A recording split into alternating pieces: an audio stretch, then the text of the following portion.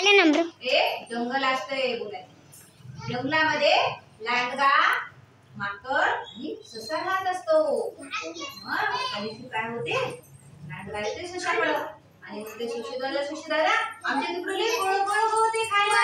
येतात का खायला? ससाला ते हो येतो.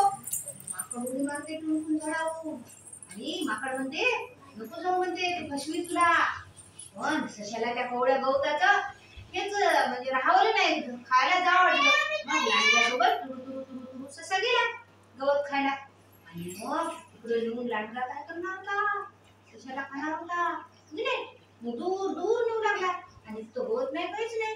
मग ससा म्हणला लांडगे दादा कुठे गवत? अरे चल चल तिकडे आहे, माझ्या बिळामध्ये आहे, तिकडे घर आहे, तिकडे आहे गवत. म्हणून दूर दूर नेत असते.